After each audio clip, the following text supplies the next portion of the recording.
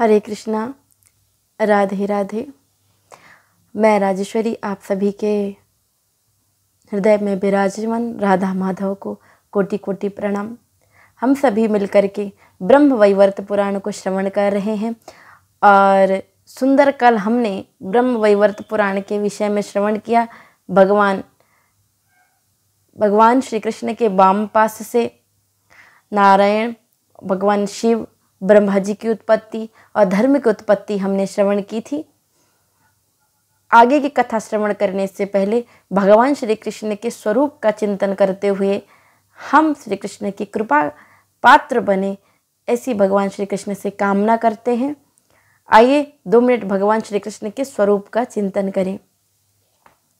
सच्चिदानंद रूपाय विश्वोत्पत्त्यादिहेतवे तापत्रय विनाशाय श्रीकृष्णाय वयं नमः। श्रीकृष्णाय वयं नमः। श्रीकृष्णाय वयं नमः। कृष्णाय वासुदेवाय हरये परमात्मने प्रणतक्लेशनाशाय गोविंदाय नमो नमः। आइए भगवान श्री कृष्ण के गुण और लीलाओं के विषय में ब्रह्म वैवर्त पुराण के अनुसार जाने।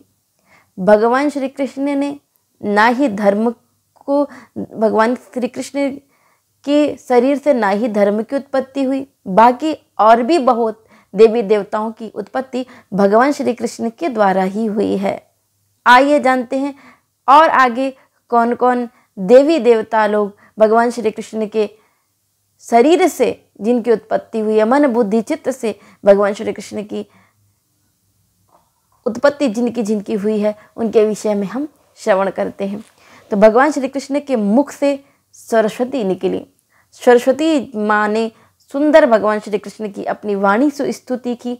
जो स्तुति माँ सरस्वती जी ने की है, वो स्तुति ब्रह्म वैवर्त पुराण के अनुसार अगर हम नित्य करते हैं तो हमारी बुद्धि में सार्थकता आती है, विवेक जागृत होता है, वाणी में संयम होता है। मन से लक्ष्मी जी की उत्पत्ति हुई है, बुद्धि से प्रकृति की उत्पत्ति हुई है भगवान श्री कृष्ण के, जीव से भगवान श्री कृष्ण के सावित्री की उत्पत्ति हुई है, भगवान श्री कृष्ण के मानस से कामदेव की उत्पत्ति हुई है और कामदेव के वाम भाग से रति की उत्पत्ति हुई है।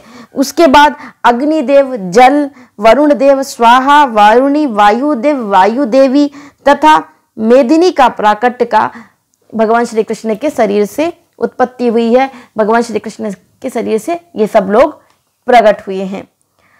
तब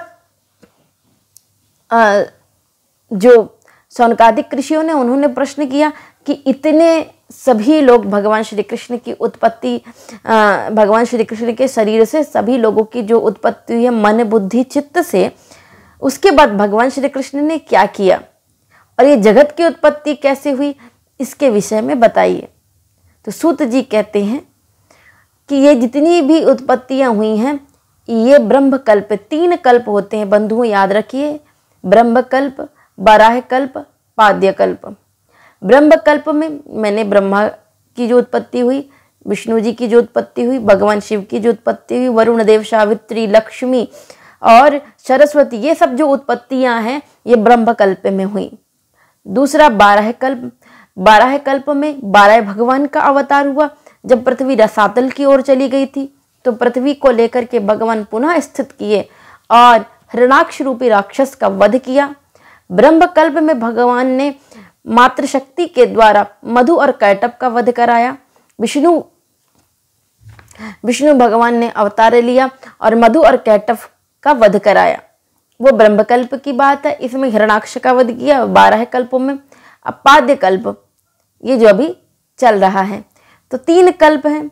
एक कल्प की गणना ब्रह्मा जी के एक युग के बराबर की गई है, एक आयु के बराबर की गई है। मगर ब्रह्मा जी की आयु की गणना अगर करें तो देखिए 4 चतुर्योगी होते हैं, ध्यान से सुनिएगा। 4 चतुर्योगी होते हैं, सतयुग, त्रेता, द्वापर, कलियुग। ये 4 चतुर्युगी, जब ये ऐसे 360 युग बीतते हैं तब एक दिव्य युग होता है। और याद रखिए 71 युगों के एक मनु होते हैं, 71 युगों में एक मनु होते हैं। ऐसे 14 मनु के व्यतीत हो जाने के बाद ब्रह्मा जी का एक दिन होता है। 71 युगों के एक मनु होते हैं। ऐसे 14 मनुओं के बीत जाने के बाद ब्रह्मा जी का एक दिन होता है। और जो ब्रह्मा जी का एक दिन, ऐसे 360 दिन बीत जाने के बाद ब्रह्मा जी का एक वर्ष होता है। और ऐसे 360 वर्ष बीत जाने के बाद ब्रह्मा जी की वो आयु निश्चित की गई है, और वही आयु एक कल्प के समान मानी गई है। थोड़ा सा डिफिकल्ट है, फिर भी थोड़ा सा आप समझने की कोशिश कीजिएगा। मैंने जो समझाया है थोड़ा टफ है, ब्रह्म वैवर्त पुराण के अनुसार मैंने आप सभी को बताया। आइए अब उसके बाद भगवान गए, किया क्या? भगवान ने सबको लेकर के, सबकी उत्पत्ति भगवान ने की, और भगवान ने सभी को लेकर के भगवान श्री कृष्ण गोलोक में रास मंडल में चले गए, जहां भगवान गोलोक में रास रचाते हैं। वहां पे सभी देवी देवताओं को स्थित किया, और भगवान श्री कृष्ण के वाम भाग से परम सुंदरी, परम किशोरी, परम लाडली, परम आह्लादनी, परम शक्ति, परम सुंदरी मेरी राधा रानी का प्रकट हुआ। आइए राधा जी के बारे में 2 मिनट चिंतन करें। वास्तव में राधा का अर्थ क्या है? राधा मतलब जो हमारे जीवन की सभी बाधाओं को मिटा दे, वही राधा है। कि राधा राधा जो कहे सब बाधा मिट जाए, ऐसे पावन नाम सुनी मुरली मनोहर आए। जो कृष्ण तक पहुंचा दे वो राधा, जो कृष्ण से प्रेम करा दे वो राधा, जो कृष्ण के प्रति समर्पण पैदा करा दे वो राधा। ऐसी राधा भगवान श्री कृष्ण के वाम भाग से निकली। दिव्य सुंदर राधा रानी के किशोरा स्वरूप को देखकर जितने भी देवगण थे, जितने भी ब्रह्मा विष्णु महेश से, सब आश्चर्यचकित हो गए। कमल जैसे नेत्र, सुंदर सुंदर गाल, इतने दिव्य स्वरूप को सभी देखकर नतमस्तक हो गए। भगवान ने अपनी पूरी शक्ति राधा जी में रख दी, और राधा जी के मन में विचार आया, मैं अकेले केवल गोविंद को सुख नहीं दे सकती। जैसे ये विचार आया, भगवान राधा रानी के रोम रोम से हजारों गोपियां प्रकट हो गई, हजारों लक्ष्मियां प्रकट हो गई, हजारों सरस्वती प्रकट हो गई,